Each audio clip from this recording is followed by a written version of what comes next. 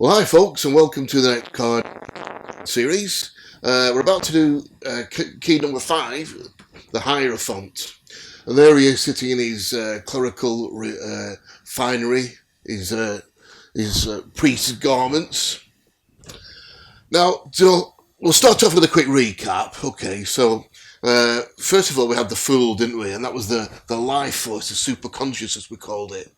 And then he was stood there and he was placid. He was waiting to move on to his next venture, having just finished one. And then we had the magician, and the magician, he was self-consciousness, and he had a desire, he had a something he wanted to bring into fruition. So he looked up at the superconscious power, and he drew it down through himself, through his own personal desire, his own whatever he wanted to manifest on the plane, and he pointed down to the subconscious, which was his garden. And that garden turned out to be the High Priestess with a role, and she had all the ancient mysteries and the memory of mankind wrapped up in her scroll. So she looked into the scroll down there in subconsciousness, and she came up with some ideas which she passed on to the Empress. And we saw the Empress there with a beautiful garden, all shooting with flowers and everything.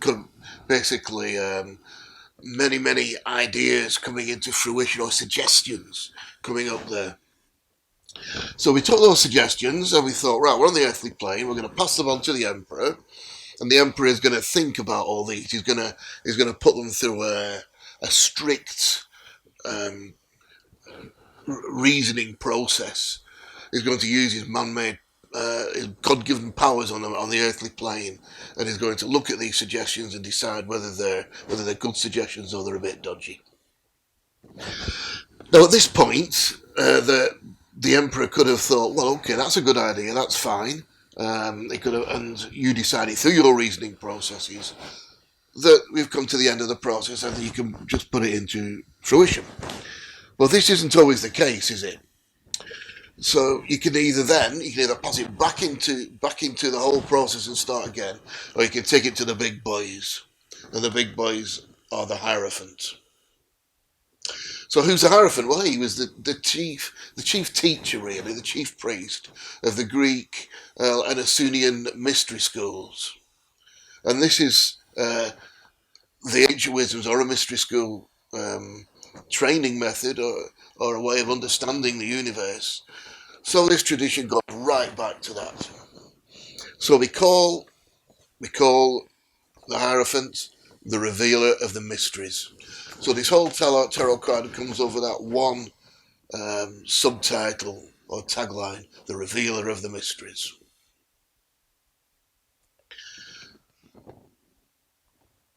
And that basically is what this tarot card does.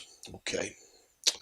Now, the idea is that you will pass the card, you'll pass your thoughts onto the Hierophant. You can study the card. Always good to have one full 5 minutes just looking at the card, looking it over, passing your idea, your request over to the Hierophant. And then you're waiting for what's known as the silent voice to arrive. Okay, so this is the whole thing that we want, the silent inner voice which will come and whisper the next part of the process to you. So all this in mind, let's go through the symbols, or the symbolism of the Hierophant card itself, and then we'll move on to some sort of practical ideas at the end. So this is my little copy of the card here. Of course, you can follow it up here on the larger one. Okay, so the number 5. Now, number 5 is obviously the 5th in the series, but it stands for here. If you look at the actual shape of the number, you've got a square at the top. Okay, so that's the male aspect. That's actually talking about the Emperor, because the Hierophant is actually the same card as the Emperor. As before, the High Priestess was the same as the Empress. So there are different aspects of their own of one particular person. Having said that, they're all you, but So the square at the top of the 5 is the male aspect, okay? And it's 4 square, and it stands really for the earthly plane, man-made shapes. And the bottom is a curve, so that's the female, that's the subconsciousness. So we're looking at the male side of it in the Emperor, and the female side of it with the Hierophant, because the Hierophant is where you go back into subconsciousness again. The Hebrew letter is, it means, there are a couple of meanings, but it's basically hangs around the idea of nail and hook, and because it's all about joining things together, okay. The English word for Vav is and, so that's obviously a joining word, isn't it? So you've got chair and table and plate and knife and fork. It joins things together. The Sanskrit word takes you a little bit more into the fine nitty-gritty of the detail, because it's yoga. Vav is yoga. And the meaning of yoga is joining the personal with the universal, the outer with the inner, saying that it is all one thing. Very, very important principle when looking at the Hierophant. But it's also very, very important about hearing, because we said it's the inner voice, because hearing connects people through the process of speech. I'm speaking now, I'm connecting with you through speech. And this is connected, so we're talking of speech on the physical and also inner speech, inner hearing. Because the voice of the Hierophant is the voice of God, and it is very, very, very quiet, it whispers.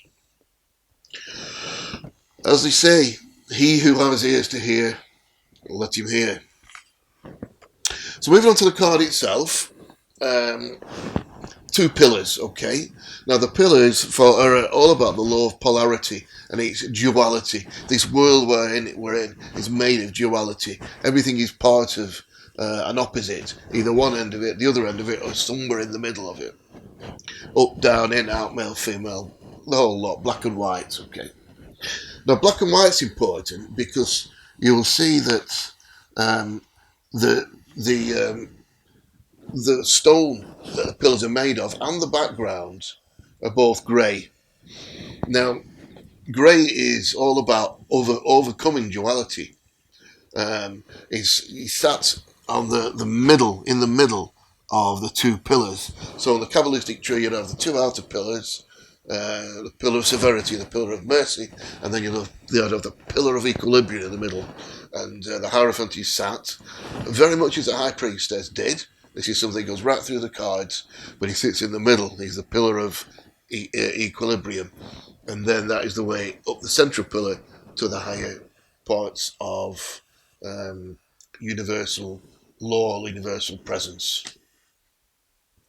You remember that Gandalf in The Lord of the Rings is Gandalf the Grey, because the Gandalf has mixed the black and the white. Because you remember the pillars of originally in High Priestess were black and white. You mix the 2 together and you get grey. So grey is it's the colour of wisdom, because you've diluted duality and you've raised it up.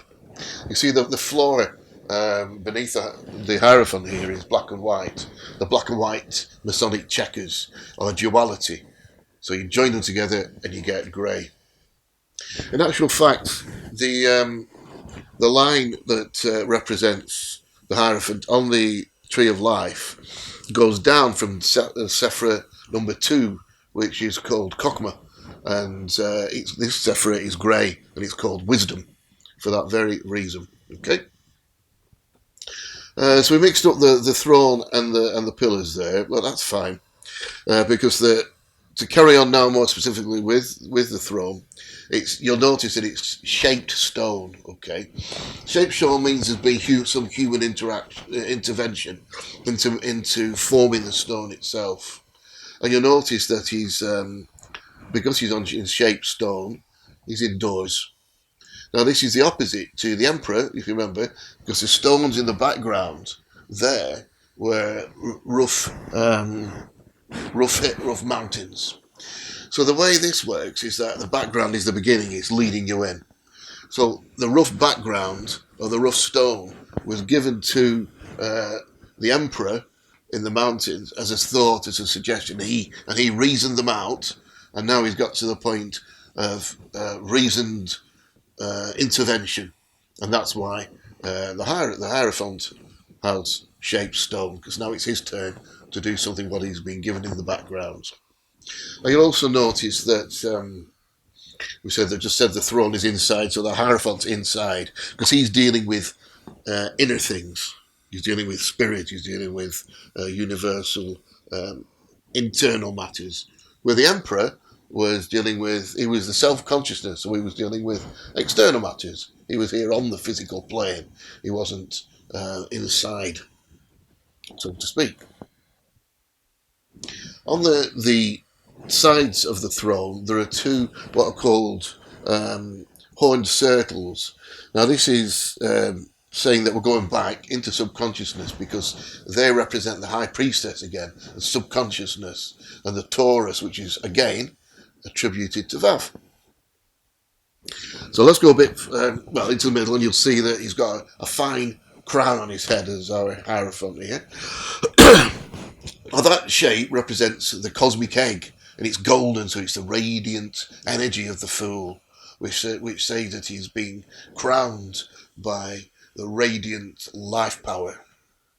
And there are 3 rows of trefoils on his crown. Now these are also related to the staff, okay, but we'll go down the crown first. The top 3 are the threefold nature of the life power. So you see the life power is all about the crown, and it's got a threefold nature, as most religions always show the Father, Son, Holy Ghost, Horus, exactly, as you know that thing. The middle row is the 4 elements plus Shin, which is spirit. So you've got the 5 elements of the pentagram there. So you've got the 4 elements of earth, plus you've got the element of spirit above. The bottom rung has 7 trefoils, and these represent the 7 chakras, the 7 inner planets of the body, and the system of the chakras. Okay. So the staff. Now we said this is kind of runs in parallel to the crown, and again we've got staff means a dominion of power. So he's got the dominion of the life power now. The top one, they all represent aspects of creation and of building of creation. The top one represents the element of water. It's the creative world, it's the mental plane, and it's the cup. Remember, so the cup, you pour the water into the cup. The middle bar of the staff cross is air. We saw that's the formative world. It's the astral plane, and it's the sword which you can waft through the air. The bottom rung is the earthly plane, so it's the physical world. It's the physical plane, and it's the pentacle, or it was the coin, something that's actually been made and finished, the finished job, as it were. And the little knobs on the top of the crown and the staff represent fire, or the archetypal world, the spirit plane, and the wands. So then you'll see that he's got a yellow scarf around his neck. This represents the colours from the Fool and the Magician. So then he was still talking about the important use of the life power, the super consciousness. And you'll see that it hangs behind his ears. So this is representing again the idea of hearing.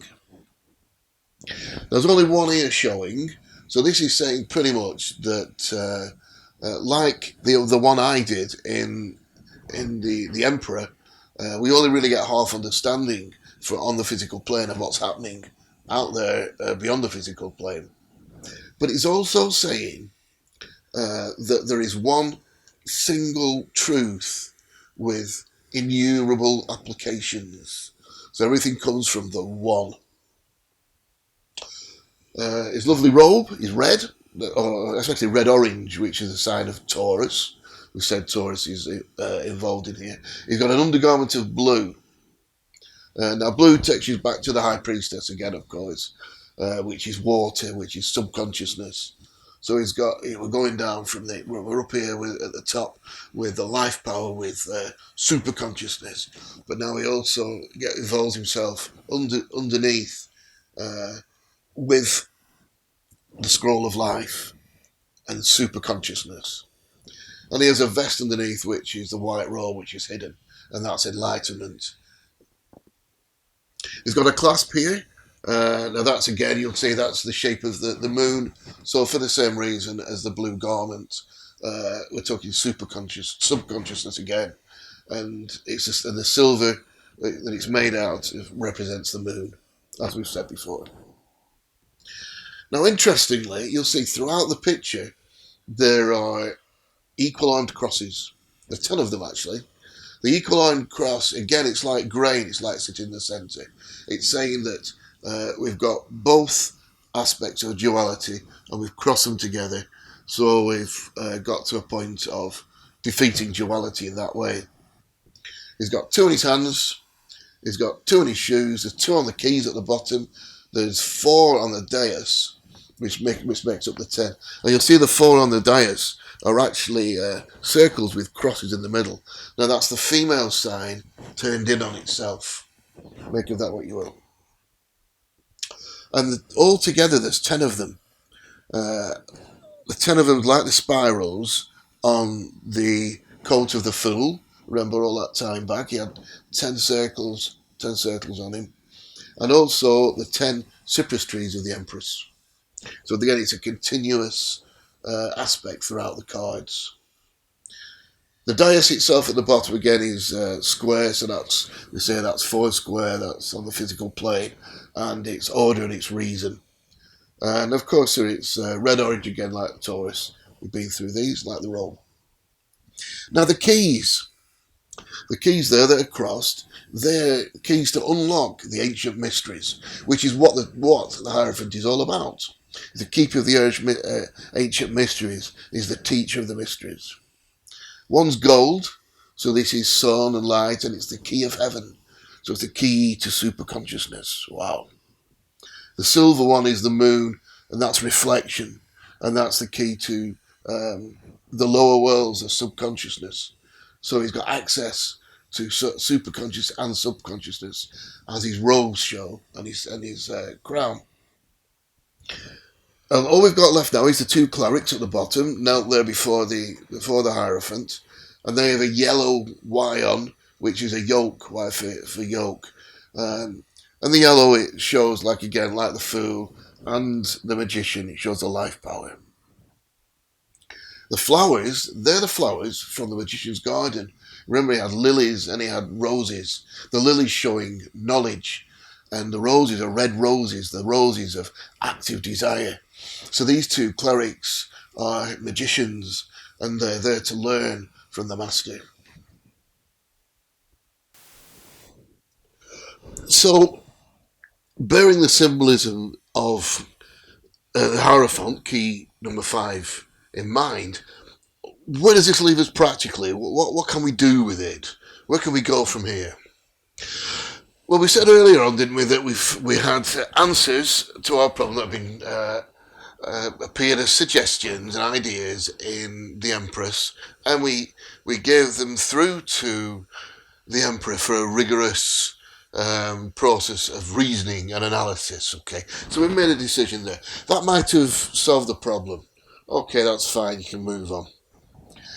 We might just want to feed that back in. We might have more ideas that come from us on the practical level. We want to feed back into the High Priestess, concentrate on the High Priestess, send those ideas back in. But what if you have a problem which needs more input?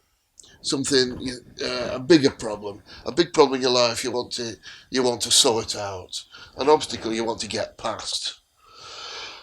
Well then, the Hierophant is your way forward. Instead of concentrating on the High Priestess, concentrate on the Hierophant. Like I say, you can quieten your mind. Look at the Hierophant for 5 minutes at a time every day, whilst having the thought, the problem in mind that you want to solve. You want the thing that you need to get past. And await the voice, because the answers of the High Priestess come in the form of the voice. Now, the voice is always quiet. It's called the soundless sound of the inner voice. The soundless sound of the inner voice. To hear this, you have to have a quiet mind, generally, to try and quieten your inner talking, your inner thoughts, and just wait for the answer. The answer will come. And remember, the voice never interrupts you, so it won't stop you saying, "I'm going to want to talk." It's there in the background. It'll be quiet, and it always comes to you. This is very important. It always comes as the answer to a universal principle. It gives you a universal principle, a law of the universe. That when you're in this sort of situation, this is the law of the universe. This is the principle that will overcome this particular problem that you've got, and any problem like it. It'll always be to the point. Remember, in occultism, what is always what hides behind the everyday appearances. Always hides behind everyday appearances. Now, the voice, when you get this principle, it may make you feel uncomfortable, because there may be something that you've never realised, and you've been acting in a way which maybe you feel is slightly inappropriate to the situation. Don't let that happen. This is a learning experience. Take the principle, be guided by it. And what you'll notice is that whenever a situation to start with, this situation, the problem you've got, probably will never occur again, because you've learnt that lesson, you've moved on, you understand that principle, you've brought it out into your conscious mind, so you should never really encounter it again. But if you do, you'll always know what the answer is. You'll say, in these situations, there'll always this. That's how we get around it. But there are warnings. There are warnings, because voices can be heard. Okay, your radio receiver may pick up thoughts from other people. It's like unintentional ESP. You can pick up ideas and thoughts of other people. That is not the voice. That is ESP. And then there are disincarnate entities, which may suggest things to you, may give you ideas, maybe want to play games with you. And remember, just because somebody's dead doesn't make them clever. As somebody once said to me, if you're stupid all your life, when you die, you don't become a master. So these voices are not voices. And remember, it's only the limitations of the physical plane that conceal our past. If you're not alive, you can see everything. You're not on the physical plane. All the past priest is there to be read. So the voice, remember, will never flatter you. If ever you get a voice telling you that this is something that you should be doing in your life, that you were born to do such and such a thing, that you're some sort of crazy person in another past life, these are not the voice. These are flattering entities. So it'll never flatter. It'll never coerce you into doing something. It never lies. It never misleads. And it never instructs you. It doesn't tell you to go out and do something. It just gives you a universal principle. Okay. So action. What can we do? Right. So you have to practice being silent. Practice calming your mind, just generally. Because we all walk through life. I do it myself. I'm always thinking. Even when I go for a walk, well, my mind is thinking things over. Try and quieten that down a bit. You don't necessarily have to walk with you have to think, but try and quieten that down a bit. One good way to do it is to practice being a listener to others, because that trains your mind in that direction. And then you can see that other people, sometimes, if they say, I'm being guided by the voice, and they never stop talking, there's a good chance that they're not being guided by the voice at all. So the Hierophant. What the Hierophant will do then if you're if you do your practice of looking at the card, looking at all the detail for 5 minutes at a time, it will tune your inner radio to the correct frequency. Okay, so you will be able to tune in with the voice, and it'll also it'll take you to a point where you'll reach atonement. And atonement is merely at one meant. So basically, this means that you're at one. Your inner self and your outer self is connected up. So your spiritual and your material are one. They actually are one, but we tend to separate them off. People don't usually listen to their inner self, but the inner self and the outer self are one. And that's when the New Age religion is always talking about the one, we're all one, blah, blah, blah. What it means, atonement, is that all meant connecting your physical with your spiritual and your inner with your outer. So, that, my friends, is the Hierophant. So, all I can say is be ready, listen, and the voice will speak.